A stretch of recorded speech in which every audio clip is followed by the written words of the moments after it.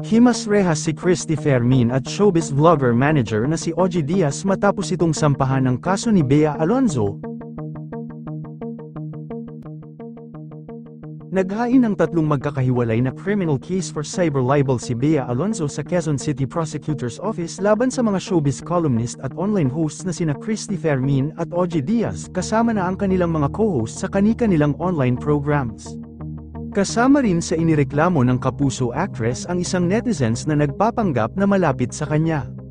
Nakasaad sa complaint affidavit ni Bea na naging biktima siya ng malisyosong at mga mapanirang impormasyon na mula sa nagpanggap na malapit sa kanya at inilathala at pinag-usapan sa online shows ni Fermin at Diaz nang walang basehan.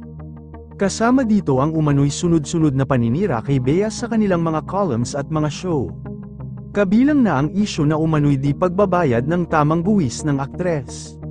Kasama ni Bea sa filing ang kanyang abogadong si Attorney Joey Garcia at manager na si Shirley Kwan. Nagpadala na ng text message ang GMA Integrated News sa mga respondent para kunin ang kanilang reaksyon. Madaming netizens ang sinuportahan ng aktres sa paghain nito ng kaso laban kay Ogie Diaz at Christy Fermin.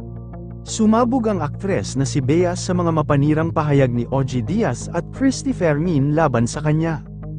Ayon sa mga pahayag ng netizens, "Di ko paborito si Bea pero support kita. Dapat talaga mawala sa lipunan ang mga yan, tama yan. Para matauhan ang mga yan, akala mo naman mga perpekto ang mga yan." Kung mapapatunayan na nagkasala si Ogie Diaz at Christy Fermin ay magbabayad ito ng damage sa ginawang paninira kay Bea Alonzo. Focus ang tao sa pagpapatalsik kay Christy Fermin sa ginagawa nitong showbiz vlog sa mga sikat na artista.